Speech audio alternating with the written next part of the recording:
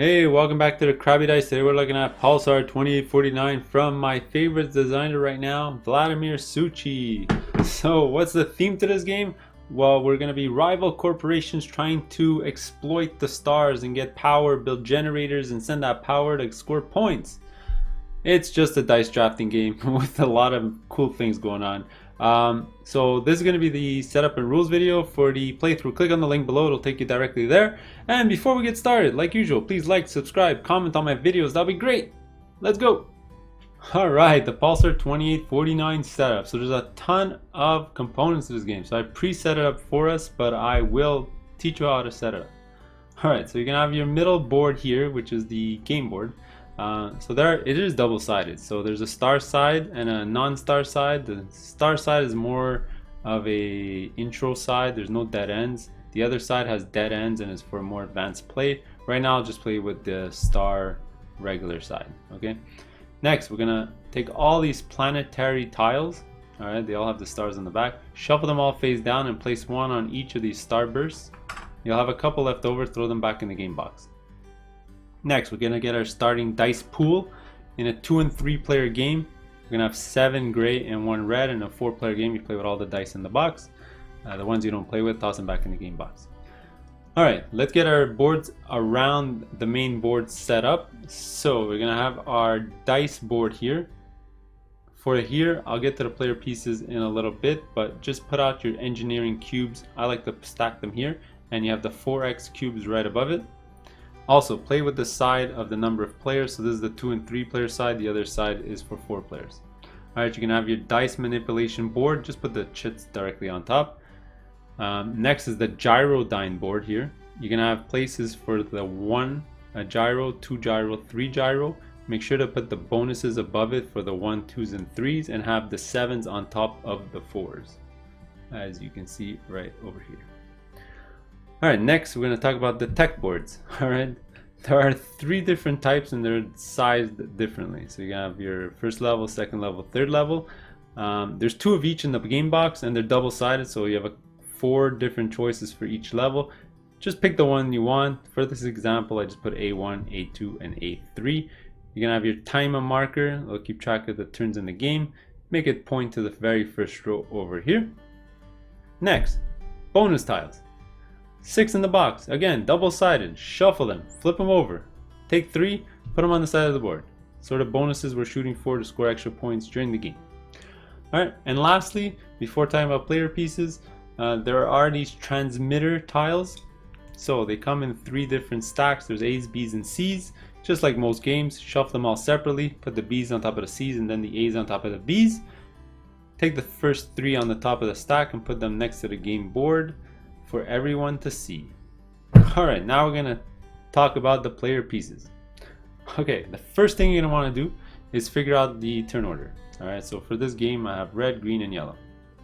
Alright, as a handicap, you're gonna put the exact same order on the point tracker. So first player is gonna be on 5 and working your way down to 8 on a 4-player game.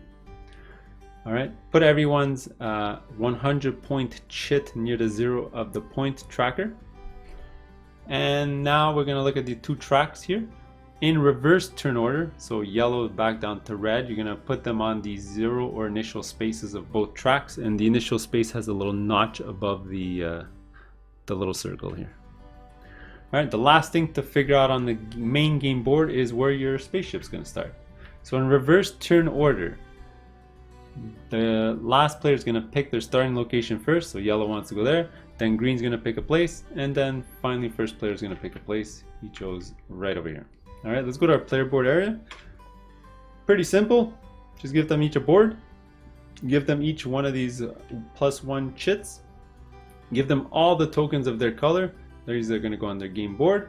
And finally, give everyone their Pulsar rings. You have a ton of them. Just put them on the side of the board. And that's it. We're ready to go to rules. Alright, welcome to the rules overview for Pulsar 2049. So this is essentially just a dice drafting game. So every single round we're going to do the same 3 phases. We're going to be rolling and drafting our dice, then doing our actions, and then doing a production phase where we're going to be gaining resources, changing the turn order, and gaining a bunch of stuff on the board. Alright, so essentially you're going to be doing those 3 things. The game's going to last 8 rounds. So the way we track that is that every round this marker is going to move up, and after 8 rounds you're going to do one final production phase, calculate your bonuses that you might get around the board, certain things, and see who wins. I'm not going to teach you all the ways to score in the game. I'll talk about that during the production phase and the end of game scoring at the end of this video. For right now, I'm going to talk about those 3 phases in detail. So the dice rolling and drafting, the actions, and the production phase. Let's get to it. All right, phase 1 is the dice drafting phase, right? So the first player is going to grab all these gray/silver dice. You're going to give it a good shuffle and roll them near the dice board, because then you're going to place the dice there. All right, so you're going to place them there on their numbered slots. Just for example, I rolled this. And now what you're going to need to do is find the median die, and that's where you're going to point this little yellow marker to it. So in a 4-player game, there's 9 dice, so it's going to be the 5th die. And in a 3-player game, like I'm simulating here, it's going to be the 4th die, because there's 7 dice in total. So let's count it out. It's going to be 1, 2, 3, 4. So the median die is number 3. You're going to point this teardrop to the 3. Next, you can shift that depending on how many dice are to the right of that number and how many are to the left of that number. In this case, there's 3 on all the numbers after, and there's 3 on all the numbers before, so you're not actually going to move it. All right, but just to show you an example, if that was a 3, then there's 3 dice on the numbers after, and there's only 2 to 1 before, so it's going to shift over by 1. All right, so there's a shifting by 1 depending on how many dice are to the left and right, and if it's the same, it's going to point to the same number. All right, and now you're ready to draft. So you're going to draft in turn order, taking a turn drafting a die until you have 2, but it's a snake draft, so you're going to do red, green, yellow, then yellow, green, red, for example. Okay, so now when drafting a die, there's a couple of things you need to consider.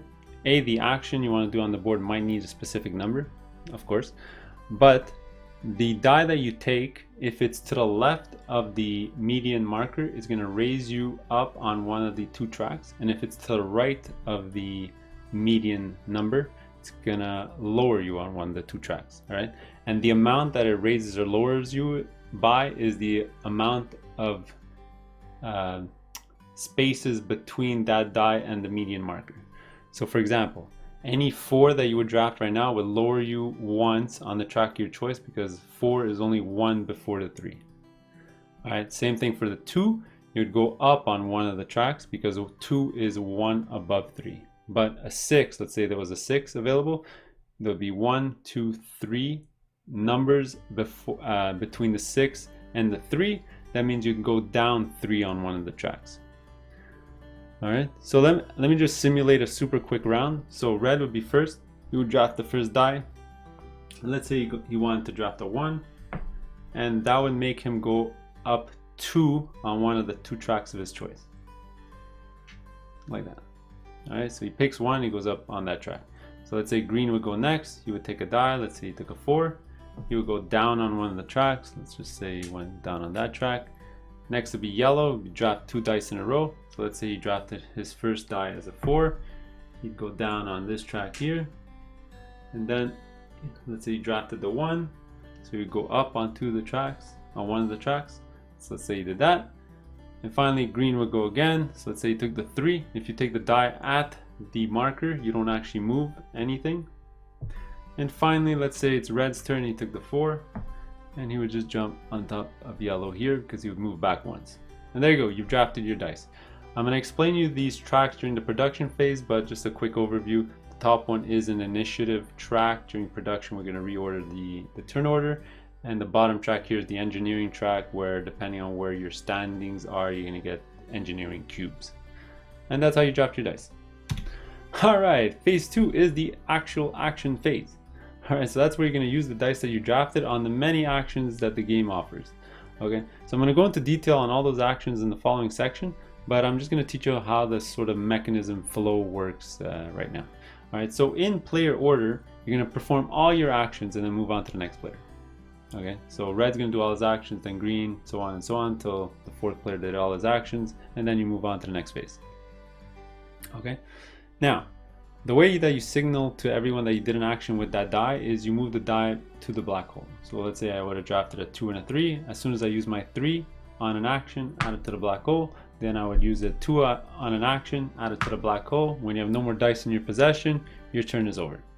All right. There's an exception to the rule, sort of. When you gain a red die, you take it from the black hole, set it to that number, and put it in your possession, and then you can use it for your action and send it back to the black hole. All right, so again, just do that for all the players, and that's it. The phase is over. Now, I'm just going to talk about these dice modifier chits right now. There's two kinds, the blue ones and the purple ones here. The purple ones add +2 to the die face, and the blue ones add or subtract 1 to the die face. Very important rule, you can add at most 1 chit per die. So for example, you can't add +3 to a die face, for example. And another rule is you can actually go above 6. So if I use the +2 chit on a 6, I can turn it into an 8. And for example, if I use the blue chit on a 6, I could turn it into a 7 or a 5. Alright, that's how these chits work. And lastly, I'm going to talk about one of the first actions, or an action that you can actually do, is getting more of those chits. You can turn in a 1 or a 2 to get a blue one, or a 2 to get a purple one. I would just advise you not to do that, because there's plenty of ways in the game to get those chits, so it's kind of a wasted action. Alright, but it is an action that is available to you. Alright, the first action we're going to tackle is the moving the surveyor action, which is moving your ship along the game board. Alright, so for this action, the die that you're turning in is the exact movement number your ship's going to do. No more, no less, unless you use a bonus chit or a special ability, he's going to move that many spaces. So for example, if I turn in a 6, I have to move 6 spaces. I can't just move 2 and stop. Okay? Just one restriction on the game board is you can't use the same line segment multiple times. So for example, if I wanted to reach here with a 4, I couldn't do 1, 2, 3, 4 using this line segment multiple times. Alright, but the board is flexible. There's going to be circles in certain areas where, for example, if I wanted to reach this pulsar, I could have reached it with a 3 or a 5. Alright, so you got a bit of flexibility on the board. Alright, the two things you can encounter on the board are pulsars and planetary systems here. Let's talk about pulsars first.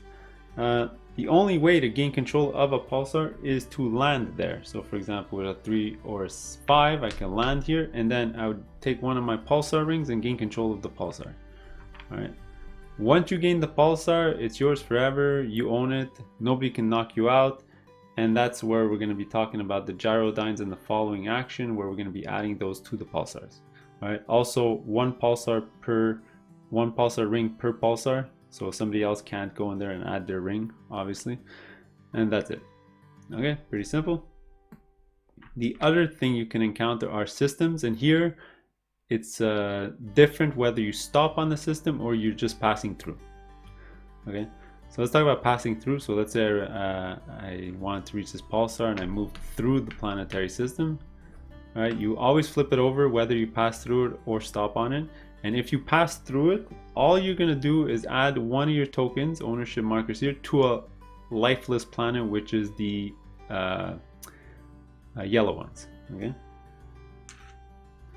All right, you're not going to get any other bonus. It's just a way of getting your token on the board.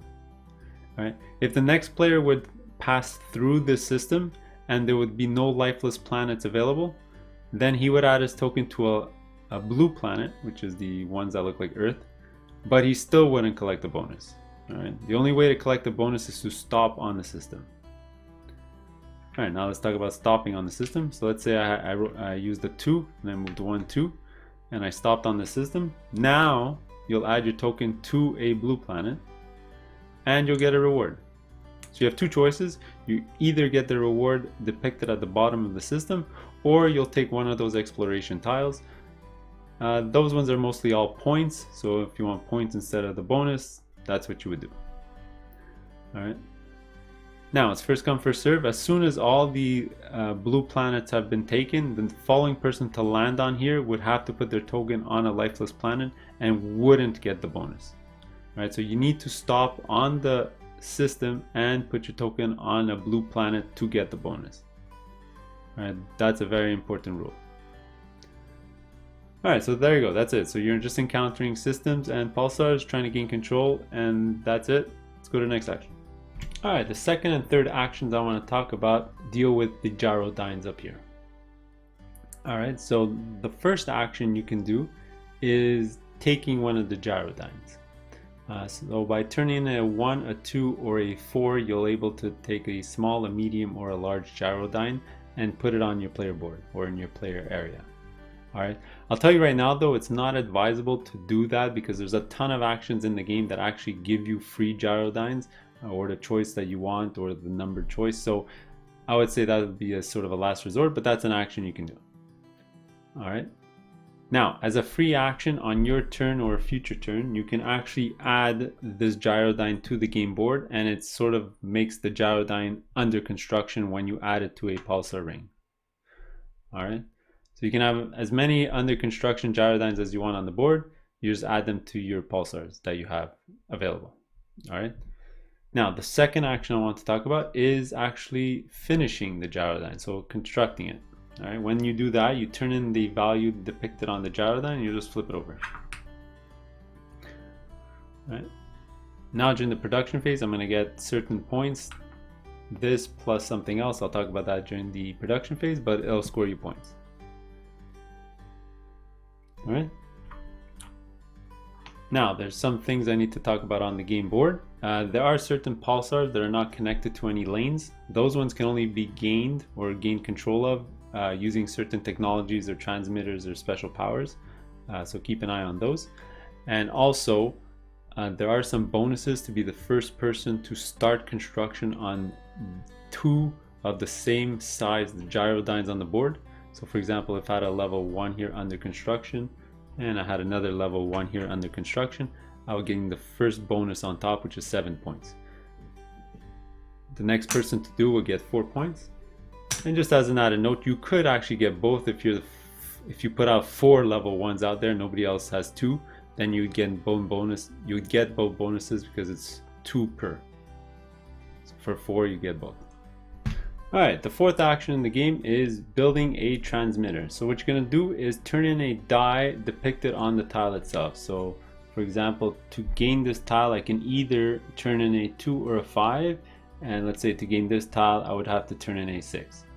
Okay, so once you pay for one of the dice, you're gonna always add it to your player area and then add a marker to the die that you used to pay for. So let's say I turn in a 5, I would put it on the marker. Now, when you, as a following action on the same turn or following turn, you can turn in a 2 to complete the transmitter, because once all the dice face have been covered up, you complete the transmitter by flipping it over. All right. Once you flip it over, whatever's in a white section here, you're going to score a one-time bonus. As you can see, it doesn't appear on the other side. And anything with a green section, for example, this one here, you'll flip it over, and it's something that you'll gain every single production phase from now on. I'll talk about that during the production phase. Okay. So let's say I finish this, I flip it over. Now, in the future, whenever you pick up a new transmitter, you can either connect it to a transmitter you already have under construction or completed, or start a new array. So this one, I can start a new array by creating a new array, just a new section, or I can add this to a transmitter I had already completed or under construction. Let's say it was still under construction. Let's say I added like this. Now, when you place these tokens, they can be placed in either orientation, but in this case I have no choice because both of these tiles have 1 pip on them. But just to give you an example, let's say this one had pips on both sides. I can either connect it like this, or I can connect it like this. Right? Let's say I want to connect it like this, and let's say I turn in a 6 to get this transmitter. Now, the reasons you want to orient them in certain ways is because once you complete both transmitters, you create red dice. So in this example here, I created a value 5 red die. So you'd get it from the general supply and add it to your personal supply. Okay. There you go. So just an added note also is you can't connect a side without a die face to a die face. So for example, this is an illegal move. This is an illegal move. But this and this are both legal moves. Alright, this would also be an illegal move. Alright, this would have to be another transmitter array, or I can connect it here. And there you go. That's basically everything you need to know about transmitters. Alright, the next action is building your headquarters, where we're going to go to our player board area. And this is a headquarters board. And what we're doing is adding our tokens onto the board here to gain the indicated bonus. Right, so by turning in a 1, I would add a marker onto this section here to gain the indicated bonus here. Alright, this headquarters is built like a pyramid, so you need to develop the bottom before you get to the top. So for example, I need both of these before I can develop this one, and I would need both of these before I can develop the very top headquarters space. Okay, so they all work the same way. As soon as you would turn in the die, you just put your marker on there to say that you've already gained the bonus, except there's one exception, which are the spaces with the flying ship with the points underneath. For those ones, you're gonna activate the bonus, and then on a future turn when moving your ship, you can activate the points by then putting a marker on it.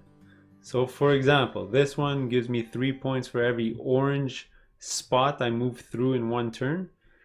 So let's say I would start my turn here and I would move 6. I can go 1, 2, 3, 4, 5, 6, then my movement here. And then because I visited 1, 2, 3 orange nebulas or nodes, I would gain 9 points. As soon as you gain the points, you'd add your tokens saying that you've already activated that space. Alright, every other space you just gain what's in the indicated box. Alright, so it could be points, it could be dice, it could be gyrodynes, it could be engineering cubes, and it could be the +1 or +2 chits from around the board. Alright, the next action is dealing with technologies. So this is where we can patent a technology. So the way that works is, first, before even looking at this board, the only ones you're able to patent are the ones from the current round and below.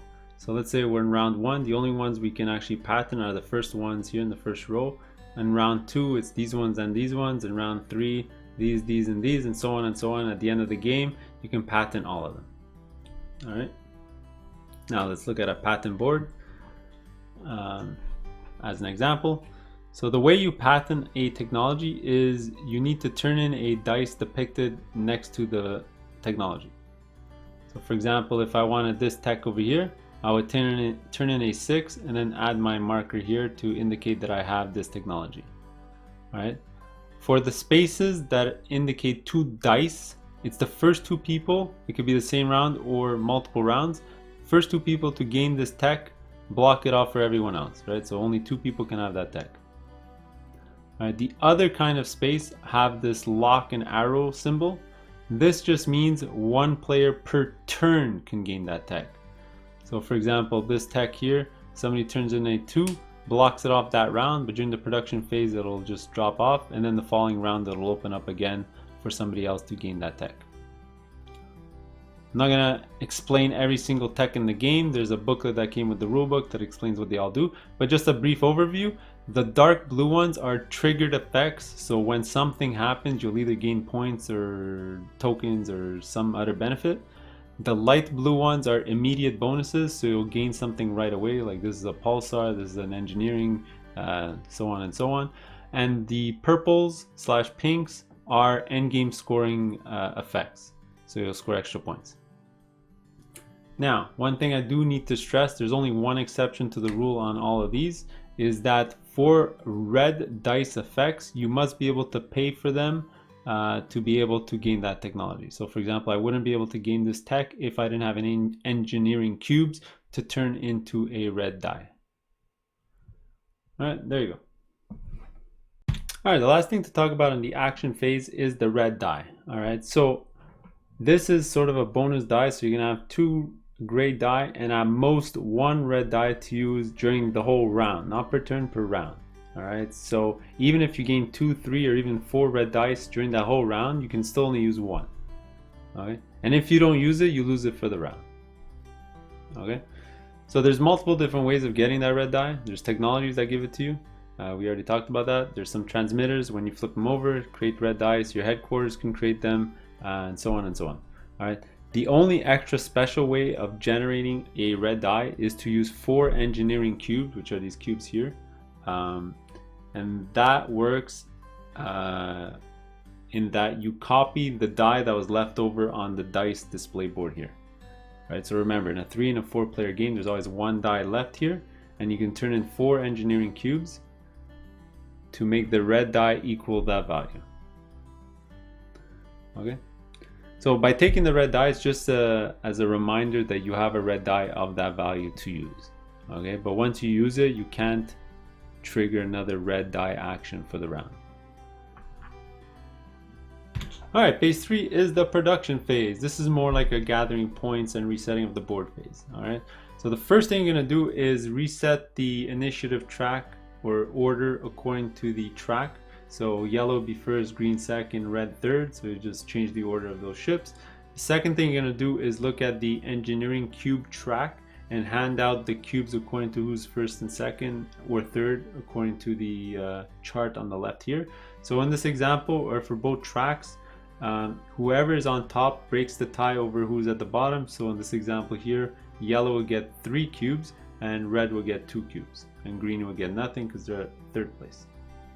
All right, next you're going to give negative points if anyone's in the negative section down here. All right, after that you're going to look at the green text on both the text and your finished transmitters. So for finished transmitters, there's always a green box. You'll gain those benefits. Same thing for the text. Look at the green ones. Those are production phase bonuses. So you'll look at that and you'll score that. And the last thing you're going to do is look at your finished gyrodynes. All right, so the ones that are completed. So this is under construction. These are completed. So for the completed ones, you'll score points on the track. And the way that works is you're going to score the points on the gyrodyne plus the bonus of the round that you're on. So for example, this is 0, so it'd be only 1 point. Well, let's say it was like this. Now this would be worth 2 points because it's 1 plus 1. All right. The one with the question mark just means look at where the median marker is and score that many points in addition to the marker. So for example, here would be 3 plus 1, it'd be 4 points. If you do have it in the middle, just score the higher number. So it would be 4 plus 1, which is 5 points. All right. After doing all that scoring, you'll just do a quick reset. Reset's kind of simple. Just remove all the transmitters that were not purchased or built during the round and replace it with a new 3, and then just move up the time tracker up 1. And then you're ready to go to the next round. Alright, and finally we get to the end game scoring portion of the video. So let's go over all the ways that you score at the end of the game. So the game's going to last 8 rounds like I had mentioned earlier. At the end of the 8 rounds, you're going to go through one final production phase, and then you're going to score the end game and find out who the winner is. Okay, so the things that score at the end of the game. So I had already mentioned earlier, there's the pink technologies, those score at the end of the game. Then you're going to score the goals. So I'll explain you these now. Is that there's a goal you're trying to achieve and you'll score that many points for achieving it. For example, have 2 different gyrodynes running. Then after that, you can turn in engineering cubes to score more points. So for example, here I can score 5 points by having this goal met. And then by having this met, I can turn in 3 engineering cubes to score more points. And I can score an extra points for turning in an extra 2. All right, so they all work the same way. So you satisfy the top section, and then you can spend engineering cubes to score even more points. All right, but you can't turn in the engineering cubes without satisfying the top goal. All right. After that, for each pulsar ring you have on the board that's not connected to a gyrodyne, you'll score a point. Then for each gyrodyne that you have under construction, either on the board or in your player area, you'll score a point. For every 2 engineering cubes at the end, you'll score a point. Then you'll score the initiative track 1 final time. So whoever's in front is going to get more points. And then finally, you're going to score how many systems you visited on the board. So for example, you'll look at how many you visited, find that number, get the number on the right, and add that score to the track. And there you go. You'll see who wins after that. Alright, so click on the link below as a reminder to go to the playthrough If not, I'll see you in the next game. Later.